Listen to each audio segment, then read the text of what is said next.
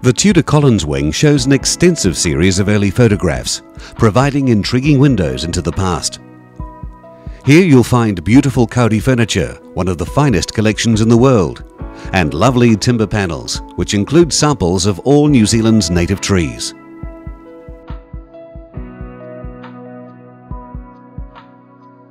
The Ross family wing shows magnificent timber panels, beautifully made carvings, busts, and marquetry pictures. Downstairs are the most fascinating displays of Kauri gum, the transparent lumps of resin that form when the sticky sap of the Kauri tree hardens. This gum, which was used to make varnish, can be polished to a warm, lustrous finish that looks remarkably like amber, right down to the occasional insects trapped and preserved for thousands of years inside.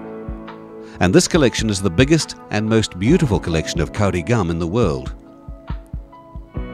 The Stirling wing shows a fascinating recreation of a quality 6-room home circa 1900, fully furnished with original decor and very lifelike models dressed in period costume. All mannequins and lifelike models featured throughout the museum are based on real people. They're made from facial imprints, which have been taken from descendants of original settlers to the area.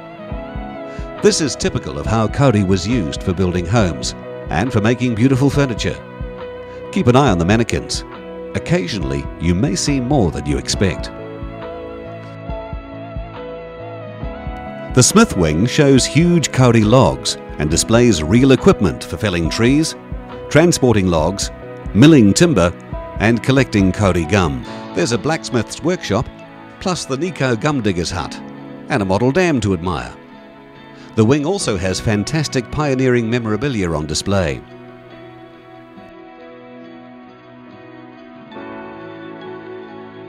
In the Volunteers Hall, you'll find the world's largest Kauri slab.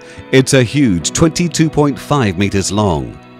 You can also see gigantic rings showing the sizes of the largest known Kauri. There's a striking balustrade around the stairs and mezzanine floor. You'll see amazing murals and displays of pioneering scenes. There's also beautiful Kauri furniture to admire. Sawmills were established in the late 1830s, and soon there were numerous small mills around the sheltered harbours of Northland. An operational steam mill's been reconstructed and demonstrates how logs were sawn into timber. Saws, flat belts, countershafts, pulleys, and steam engines all move. Lifelike mannequins bring this concept to life. Large sawmill machinery, including a bandsaw and cant-frame saw planer, demonstrate changes in technology. Technology changes are also shown in a fascinating display of 120 chainsaws. Displays in the operational machinery hall depict the changing times in Kauri country. Here you'll find the tools which mechanise the old Kauri timber and gum industries.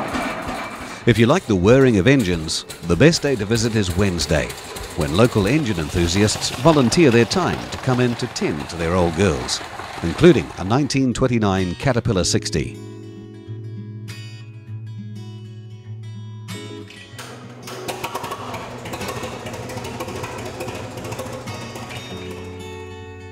The Automatier boarding house is a 2-storied, life-sized replica based on the old boarding houses of the Kaipara district.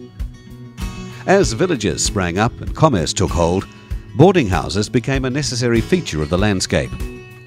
They accommodated the traders, gum buyers, land surveyors, bankers, travelling salesmen, dentists and shearers.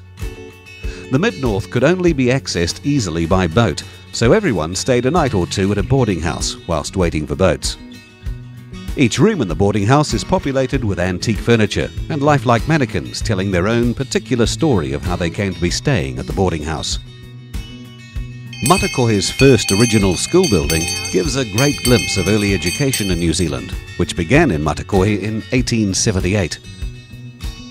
Church-going was a major part of the pioneer settlers' lives, and the wooden church across the road from the Kauri Museum was built of Kauri in 1867 as a non-denominational meeting place used mainly by Anglicans and Methodists. The old Matakohe Post and Telegraph Office, next to the Kauri Museum, has been restored to demonstrate the role of the country post office as the centre of every rural community, providing communication with the outside world, and the telephone exchange, which depicts how the isolated farms were linked with their neighbours and the world beyond. The largest selection of Kauri products can be found in the museum shop. There's an extensive range of gifts, crafts and souvenirs, and all proceeds help to fund the continuation of the Kauri Museum. The Kauri Museum, New Zealand heritage at its very best.